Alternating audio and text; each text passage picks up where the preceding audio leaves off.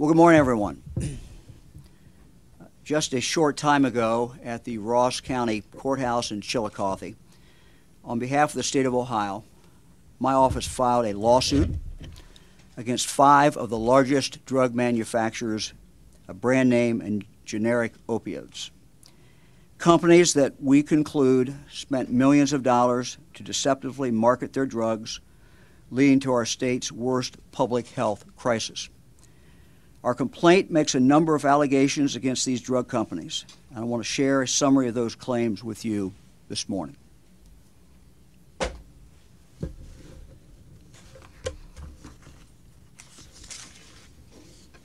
We believe that the evidence will show that these companies, including Purdue Pharma, Endo Health Solutions, Janssen Pharmaceuticals, Cephalon, and Allergen, put profits above the health and well-being of Ohio consumers.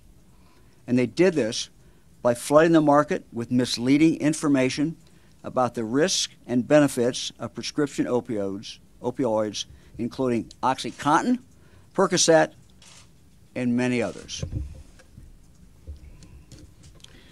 Further, we believe that the evidence will also show that these companies got thousands and thousands and thousands of Ohioans, our friends, our family members, our co-workers, our kids, addicted to opioid pain medications, which has all too often led then to the use of cheaper alternatives of heroin and synthetic opioids.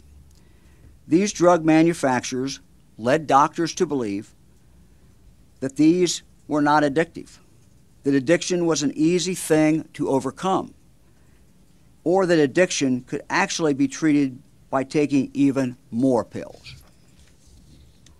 These drug companies knew that what they were saying was wrong, but they did it anyway, and they continue to do so. Despite all evidence to the contrary about the addictive nature of these pain medications, they are doing precious little to take responsibility for their actions and to tell the public the truth. As I have traveled across Ohio over the last several years, I have seen the devastation that this epidemic is wreaking on our state. It is a human tragedy of epic proportion, ripping families apart, tearing at the fabric of our communities, and holding our state back. And tragically, the death waves of this tsunami have not yet crested. And Ohio, of course, is not alone. Every state in the union has a drug problem. This lawsuit today is about accountability. It should not be looked at as a substitute for the many things we now must do and are doing to battle addiction. Nor should it be looked at as a quick fix. It is not. We must continue our effort to go after the drug dealers. We must continue our outreach work with local communities, and we will. And we must implement our recommendations for early drug abuse prevention education in schools, as was outlined in this report that we issued several months ago. We have to keep doing all these things and more. But today, this lawsuit is about justice. It's about fairness. It's about what is right. It is just and it is right that the people who played a significant role in creating this mess in the state of Ohio should pay to clean it up. How did we get here? What happened? How did we get here, and what changed to account for the increase in prescription pill addiction in the state of Ohio? A quick summary. Historically, because opioid pain medications were considered too addictive for the treatment of chronic pain. Chronic pain is defined as non-cancer pain lasting 3 months or longer. They were therefore prescribed primarily to treat short-term acute pain or for end-of-life care, someone with terminal cancer, for example. However, starting in the late 1990s and continuing to today, the manufacturers of these kinds of drugs started marketing campaigns designed to persuade doctors and to persuade patients that opioids can and should be used for chronic pain. A dramatic change. In doing so, they have spent and are still spending millions and millions of dollars on promotional activities and materials that deny and or trivialize the risk of opioids while simultaneously overstating their benefit. As outlined in the complaint that we filed this morning in Ross County, we believe the facts will show that these companies, number one, intentionally minimize the risk of addiction. Number two, touted the concept of pseudo-addiction, which falsely suggests that the signs of addiction are really the signs of untreated pain, leading doctors to treat the addiction with more and more opioids. Number three, they exaggerated the effectiveness of screening tools that would help doctors identify and safely prescribe opioids to patients predisposed to addiction. Number four, they misrepresented the severity of the opioid dependence and withdrawal. Number five, they denied the risk of higher opioid dosages, suggesting that patients could increase their dosages indefinitely without added risk. Number six, they exaggerated the effectiveness of the more recent abuse-deterrent opioid formulations to prevent abuse and addiction. Seven, they falsely touted the benefits of long-term opioid use, including the supposed ability of these pills to improve function and quality of life, even though there is no scientific evidence to support such claims. In 2014 alone, pharmaceutical companies spent $168 million through sales reps peddling prescription opioids to win over doctors with their smooth pitches, glossy brochures that downplayed the risk and highlighted the benefits. Quote, "A fact that opioids may make it easier for people to live normally," said one patient education guide. "Opioids offer," and I quote, "a quality of life we deserve," said another. And they openly advertised that, and I quote, "people who take opioids are people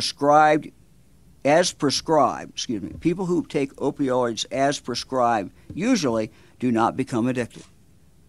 Let me repeat that. Usually do not become addicted.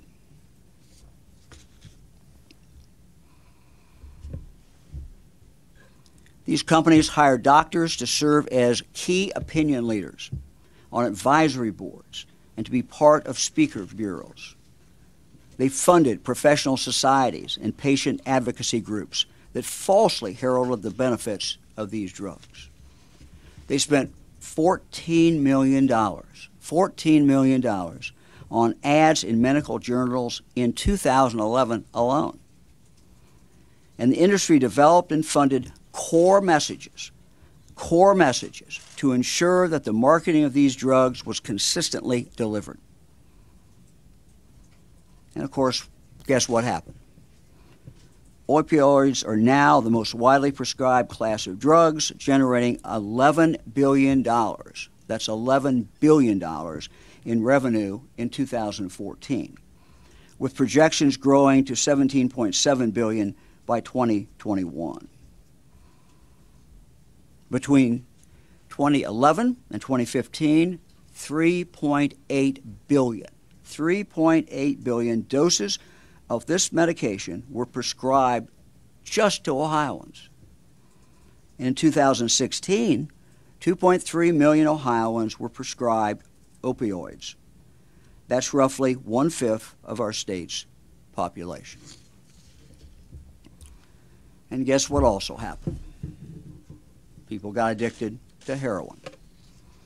Almost 80% of those who used heroin in the past year, according to a 2013 Journal of the American Medical Association study, referring to the previous year, previously abused prescription opioids, 80%.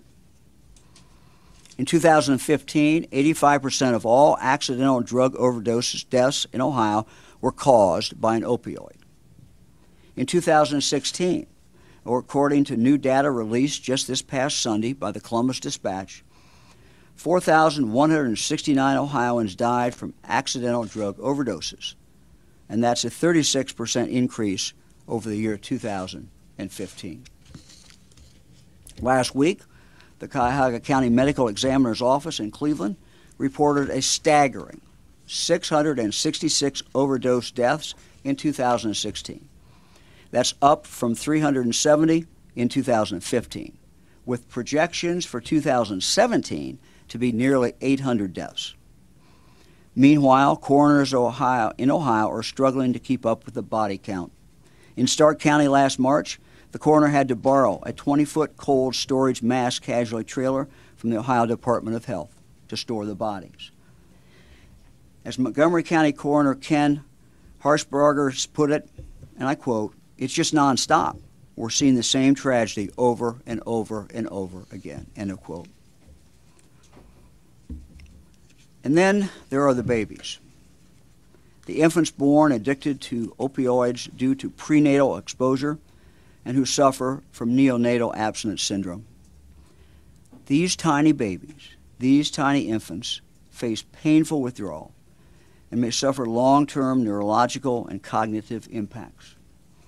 Babies born with neonatal abstinence syndrome spent approximately 26,000 days in Ohio hospitals in 2014, with health care costs totaling at least $105 million. And then there are the children in foster care. At least 50% of the kids, 70% of infants placed in Ohio's foster care system have parents with or a parent with opioid addictions, costing the state an estimated $45 million per year. The number of overdose deaths, as well as the stories of our fellow citizens who are struggling with an opioid addiction, are heartbreaking, they're shocking, and unbearable. And yet, these companies continue to mislead the public. They continue despite the former U.S. Surgeon General expressly connecting this, and I quote, urgent health crisis to heavy marketing of opioids to doctors, many of whom are even taught incorrectly that the opioids are not addictive when prescribed for legitimate pain, end of quote. They continue.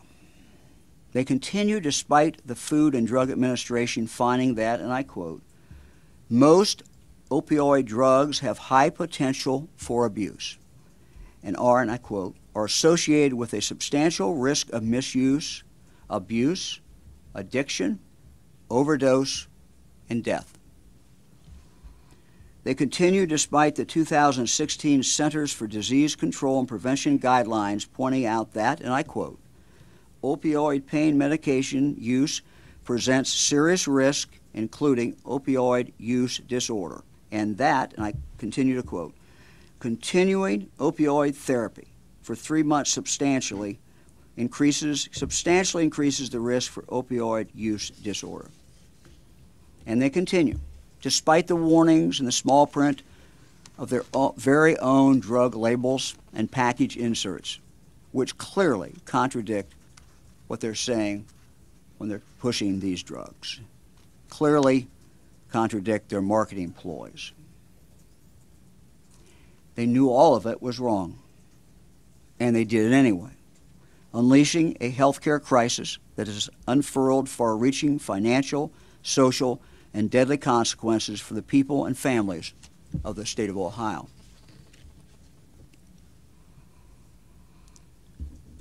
We believe that the evidence will show that these companies did the following. 1, create a public nuisance under the Ohio Product Liability Act and the common law. 2, violated the Ohio Consumer Sales Practice Act, which prohibits unfair, deceptive, or unconscionable consumer sales practices that mislead consumers about the nature of products that they are receiving. Number 3, we believe the evidence will further show that they committed Medicaid fraud. Ohio Revised Code 2913.40b says that, and I quote, "No person shall knowingly make or cause to be made a false or misleading statement or representation for use in obtaining reimbursement in the Medicaid program," end of quote. We believe also that the evidence will show that they committed common law fraud by knowingly making materially false statements that the state of Ohio relied on to its detriment when paying claims for treatment and medication. And finally, we believe the evidence will show that Purdue, Janssen, Cephalon, and Endo violated the Ohio Corrupt Practices Act. Our lawsuit would compel these companies to clean up their mess through several remedies, including 1, a declaration that the company's actions were illegal. 2, an injunction to stop their continued deception and misrepresentation in order to stop and abate the harm that they have caused. 3, damages for the money that the state spent on the opioids that these companies sold and marketed in Ohio and for other costs of their deceptive acts. 4, repayment to consumers who, like the state, paid for unnecessary opioid prescriptions for chronic pain. And you may ask, why are we filing suit in Ross County? Let me just say there are a number of counties that obviously we could have filed this in. Southern Ohio was likely the first and hardest hit area in the nation by pain medication abuse epidemic, scarring communities that were already wounded by the loss of jobs and opportunity that accompanied years of economic decline. Small towns were rocked as men, women, and children succumbed to addiction. From there, the fire spread out across Ohio, touching every community in every county, no matter how rich or how poor. It was a fire stoked by greed, fueled by deceit, and tended by a multi-billion-dollar industry. That's why we returned to Southern Ohio this morning in Ross County to begin the effort to hold these companies accountable for the undeniable harm they've inflicted on Ohio's families and on our state. I would like to now introduce to you Christina Arredondo from Frankfort in Ross County. Christina's daughter, Felicia, first took prescription opioids at the age of 18, then heroin. And though Felicia worked hard at recovery from her addiction, staying clean, as it is for so many, proved so very, very difficult. Felicia died of a heroin overdose in September 2015. She was almost 6 months pregnant at the time. Christina had to bury her daughter and her grandson. She's here today to share her story with you.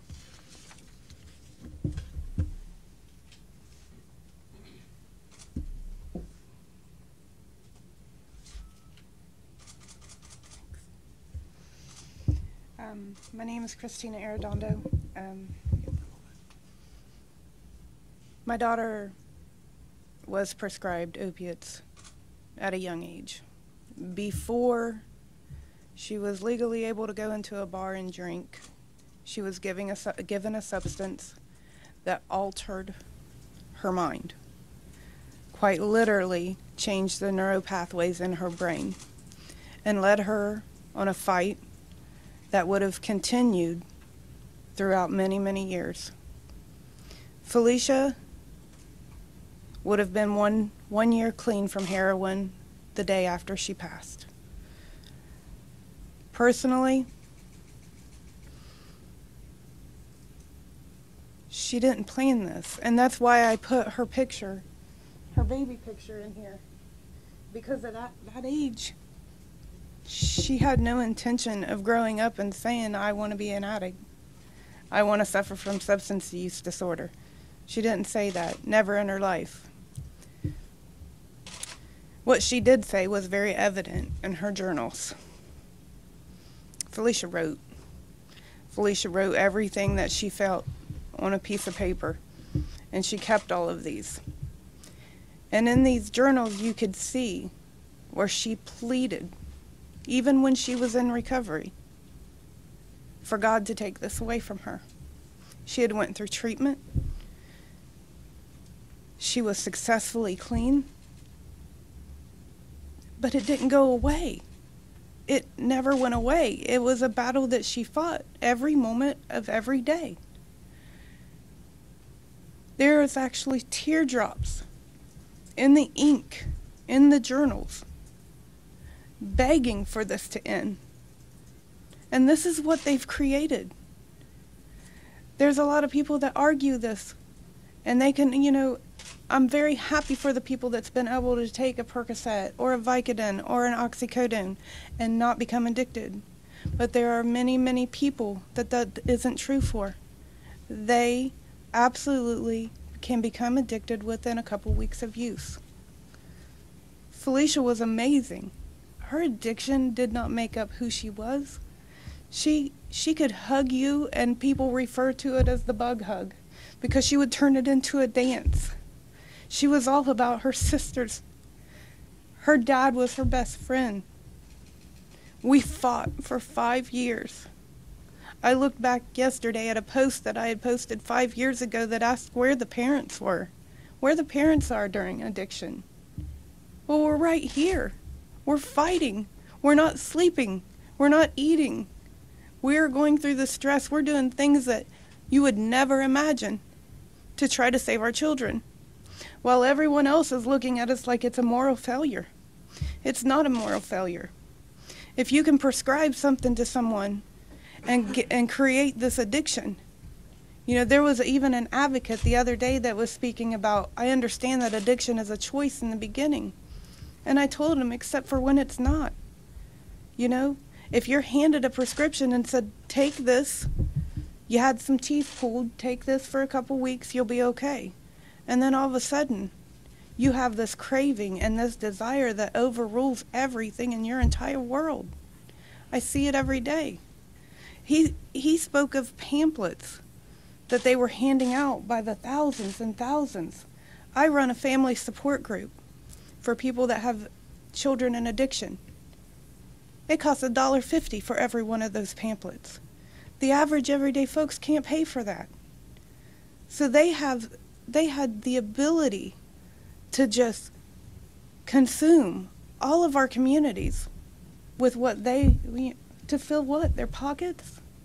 But are they standing there? When you kiss your child in a casket, and you do that because she looked at you one day and said, no matter how old I am, Mom, I'll always kiss you on the lips. That's who my daughter was. She loved with all of her heart, but she suffered for something that she lost the fight to, no matter how hard she tried to fight. And to think that people do this to make money. There's thousands of me. Thousands. I see it every day. Thousands of us. There was an 8-foot banner at the Ohio Can event that I went to a couple weeks ago. And there's so many pictures, just thousands and thousands and thousands of pictures. And all of those represent a mother, a father, siblings. We got to stop looking at it like it's our fault, because it's not our fault. I did nothing to cause this. Her dad did nothing to cause this. We loved her unconditionally. And unfortunately, your entire world gets destroyed over something that you don't have the ability to fight. How can you take it away from them? There is no way to. And they line their pockets while they're doing this. And they keep pushing them and keep pushing them because it hasn't stopped. I think that this will help some of it, because they're still creating the addiction every single day. This isn't over. This isn't nowhere near over. We have to fight this from the top. Yes, we have to fight the drug dealers, but getting people addicted when they don't make the choice. It's not like they're going out to buy some cocaine on the street. They're going to the doctor for a torn ligament in their shoulder, or migraines, or having a tooth pulled. They don't plan it. I don't know what else to say. It's all consuming. And it consumes the entire mind, and people want to know, how can it happen? How could they do this when they know that so many people love them? You're talking about an addiction that overrides everything in their mind. Everything. So we can't sit there and try to rationalize it if we haven't been there and we don't understand it. And thank goodness I've never been there, because I don't want to understand it. I don't want to understand what that feels like, that I would give up everything in my entire world to be able to feel this again. We're the lucky ones. But we have thousands and thousands all around us every day that aren't.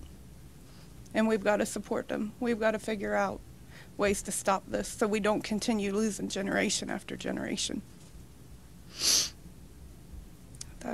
Thank you.